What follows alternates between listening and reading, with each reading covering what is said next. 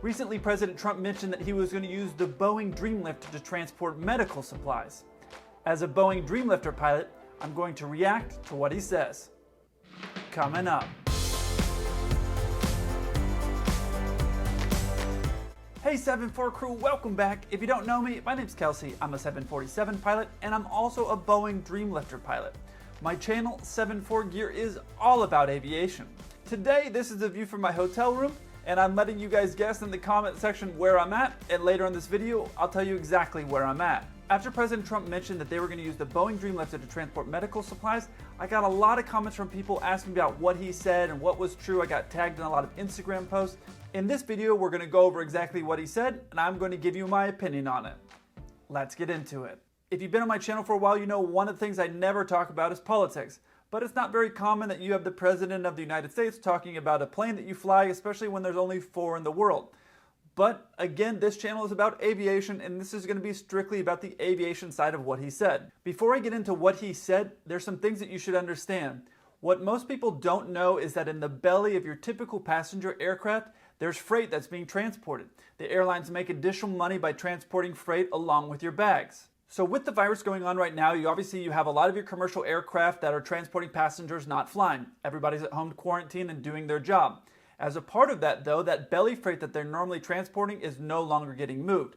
Because it's not getting moved, it's coming to get moved by typical freight carriers like myself. But just because they want it moved, there's still aircraft that have to move it. So it's not as easy as you might think. I think it's very cool what Boeing is doing here. They're lending their aircraft because it's not that easy right now to find pilots and aircraft to transport cargo materials. I'm very honored to be part of flying right now. I think it's crazy what's going on in the world, and I'm happy that I'm able to do my small part of transporting medical supplies and trying to keep the commerce of the world continuing to move. And I want to thank all of you that are staying at home and being self-quarantined.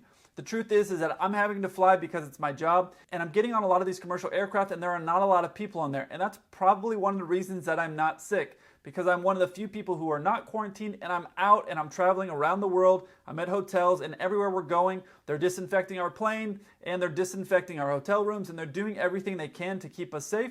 But the reality is that because a lot of you are staying home, you're contributing to allow me to do my job, which is to get medical supplies and keep the commerce of the world moving.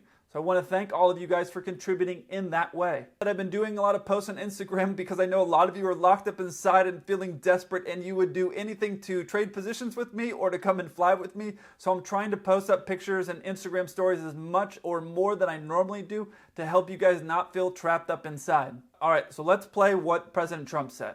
Boeing is also offering us the use of their what they call the Dreamlifter cargo plane. It's the largest plane in the world, and this sort of a picture of it they called up just a little while ago, and that can sort of take anything. That's the biggest in the world, and they're letting us use that for the distribution of product all over the country, especially the heavy product or large quantities of product.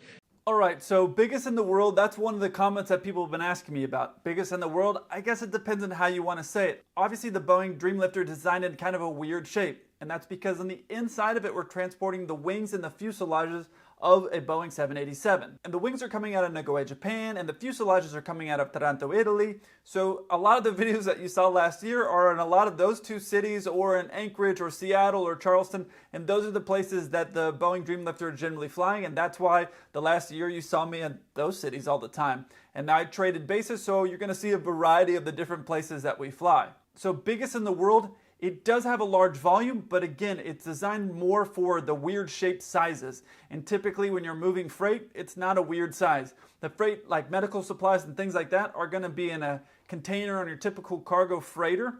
And so the Boeing Dreamlifter is useful, but its weird shape and size is not going to be as applicable to your typical needs of your typical person. And if you haven't heard of the Boeing Dreamlifter before, don't worry about it. I have airline pilots when I'm flying around in the Dreamlifter. I've had airline pilots go, hey, what kind of plane is that? Because it's not very common and it's very weird shaped and it's massive. So it's not a big deal if you've never heard about it, but typically what would actually be better to move the volume of freight would be a 747-8 freighter.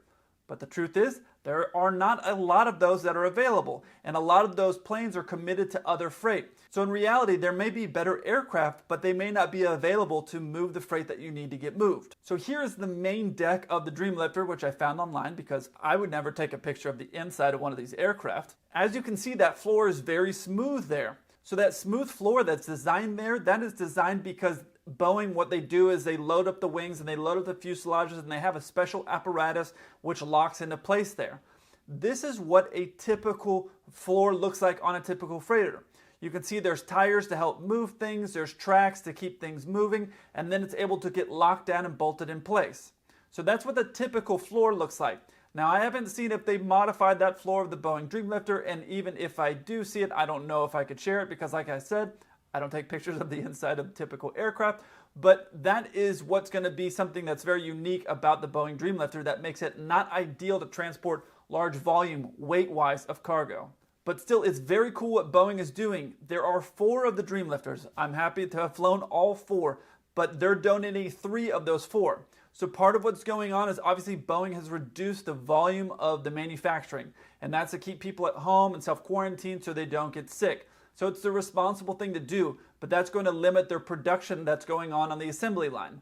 And essentially, the Dreamlifter is part of the assembly line. It's moving parts of the planes together, and so it's a part of that assembly line that is slowed down. So what they're doing is instead of those planes sitting around and doing nothing, they're using them to help people get better, which I think is a really cool thing that Boeing is doing. There are other planes that would be better, but it's not like these freighters are normally just sitting around doing nothing. They all have either commitments, and that belly freight from the passenger planes are not getting moved, so that's also having to get moved. So by Boeing lending their planes, lending 3 of those 4 planes to help them move the freight, they're getting planes and pilots that they can use to move freight anywhere that they need to move it. Now, I've had a lot of requests from people to talk about the Dreamlifter in specifics, and in the future, I'm going to actually do that. I'll make a Dreamlifter only video, but since this is something that just came up in the news, I wanted to talk about it real quick and answer some of the questions that people were tagging me or asking me about. All right, let's see the second half of this video of what President Trump says.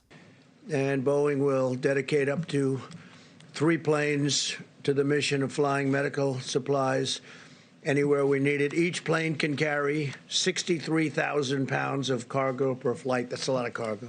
That was actually the second question I got asked about a lot. 63,000 pounds? That's not a lot. Well, it is a lot of cargo, but I don't know the specifics as far as where that cargo is going to go. The Dreamlifter can take more than that. Obviously, it's a 747, and even though it's modified, it can take more than 63,000 pounds of cargo.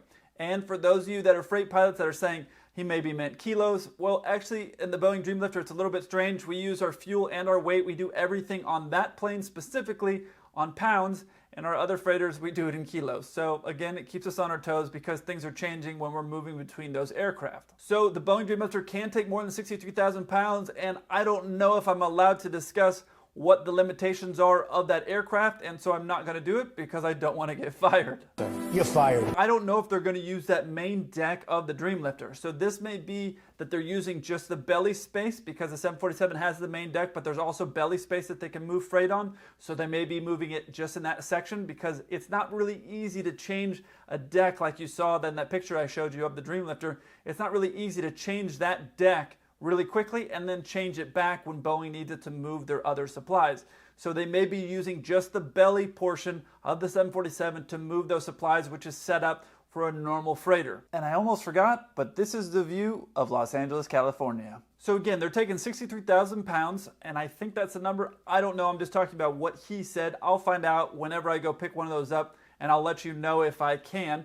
But that 63,000 pounds of what they're moving, that's going to allow them a huge range. Planes have a max weight that we need for taking off and a max weight we need for landing. So if you're only moving 63,000 pounds, you can fly that plane a long ways because you can take all the fuel that you want and be under your max takeoff weight. And then again, when you land, as long as you're flying a long distance, you're going to be under that max landing weight.